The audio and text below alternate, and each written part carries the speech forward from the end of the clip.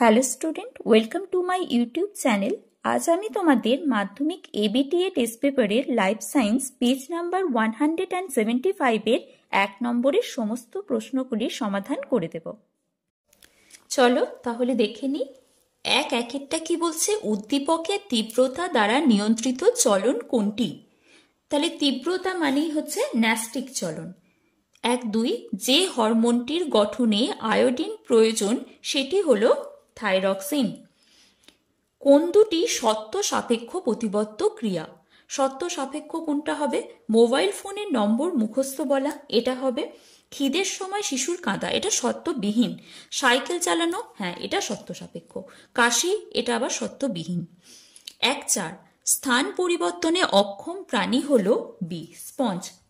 5 কোষ বিভাজনের যে দশায় ক্রোমোজোমগুলি স্পষ্টভাবে দেখা যায় ও গণনা করা যায় সেটি হলো মেটাফেজ। 6 কোন প্রকার জনন প্রকরণ ও অভিব্যক্তির সহায়ক? অবশ্যই যৌন জনন। 7 সঠিক পর্যায়ক্রম কোনটি? এটি হবে ডি, এক্সপ্ল্যান্ট, ক্যালাস, এমব্রয়েড, প্লান্টলেট। 8 সুপ্রজননবিদ্যা বা বংশগতির জনক হলেন মেন্ডেল। একটি সংকর হলুদ গোল বীজযুক্ত, তাহলে সংকর হলুদ বলেছে, তাহলে এই দুটোর মধ্যে একটা হবে গোল বীজযুক্ত। তাহলে গোল বীজ কোনটাতে আছে? এটাতে, তাহলে ডি। মানুষের বর্ণান্ধতার জন্য দায়ী জিনটির বৈশিষ্ট্য হলো সি, প্রচ্ছন্ন এবং এক্স ক্রোমোজোমে থাকে। 11 পৃথিবী সৃষ্টির সময় যে গ্যাসটি ছিল না? অক্সিজেন। 12 কোনটি প্রাকৃতিক নির্বাচনের সাথে সংশ্লিষ্ট নয়? তাহলে কোনটা হবে? অঙ্গের ব্যবহার এবং অব্যবহার। ক্যাকটাসের কাণ্ডকে বলা হয় পর্ণকাণ্ড। ব্ল্যাক লাং রোগের কারণ হলো কার্বন কণা।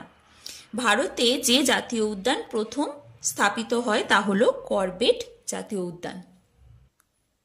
শূন্যস্থান পূরণগুলো দেখো। বনচারালের পার্শ্বীয় পত্রকে ড্যাশ চলন দেখা যায়, এটা হবে তোমার প্রকরণ চলন। ড্যাশ হরমোনের প্রভাবে বংশগত খর্ব উদ্ভিদের পর্বমধ্য দৈর্ঘ্য বৃদ্ধি পায়, এটা হচ্ছে জিব্বেরেলিন। পুং ও স্ত্রী গ্যামেটে অটোজোমের সংখ্যা 22টি হবে, অথবা তুমি একই লিখলেও হবে। একই জিনের বিভিন্ন রূপকে অ্যালিল বলে। পতঙ্গের পা ও মানুষের পা হলো এক প্রকার সমবৃত্তীয় অঙ্গ। জীববৈচিত্র্যের সর্বাধিক প্রাচুর্যযুক্ত অঞ্চলকে কি বলা হয়? জীববৈচিত্র্য হটস্পট বলা হয়। সত্য মিথ্যাটা দেখো। 2-7 ক্রোমোজোমের শেষ প্রান্তে সেন্ট্রোমিয়ার থাকলে সেটি অ্যাক্রোসেন্ট্রিক ক্রোমোজোম, না সেটা টেলোসেন্ট্রিক ক্রোমোজোম, তাহলে এটা হচ্ছে ফলস। আমাদের সুষুম্না স্নায়ুর সংখ্যা 31 জোড়া, এটা সঠিক। উদ্ভিদের অযৌন জননের একক গ্যামেট, এটা মিথ্যা, কারণ গ্যামেট যৌন জননের একক। মায়োপিয়া ত্রুটি সংশোধনের জন্য অবতল লেন্সযুক্ত চশমা দরকার, এটা সঠিক। অভিযোজনের ফলে অভিব্যক্তি ঘটে, এটাও সঠিক। মহিলারা হেটারোগ্যামেটিক হয়, না মহিলারা সর্বদা হোমোগ্যামেটিক হয়, তাহলে এটা ফলস হয়ে গেল। 2-13 অন্ধবিন্দু, এটা হবে বি এরটা। রেটিনা এবং অপটিক স্নায়ুর সংযোগস্থল। 2-14 সাইটোকাইনেসিস, এটা হবে কোষপাত গঠন।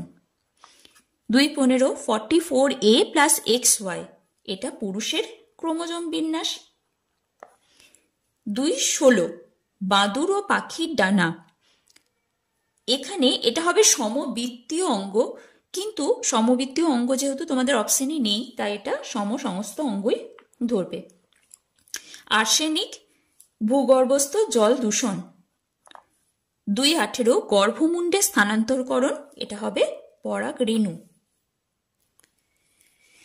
বলছে বি সদস্যটি বেছে নিয়ে লেখো। TSH, GTH, ACTH, CSF, কোনটা হবে?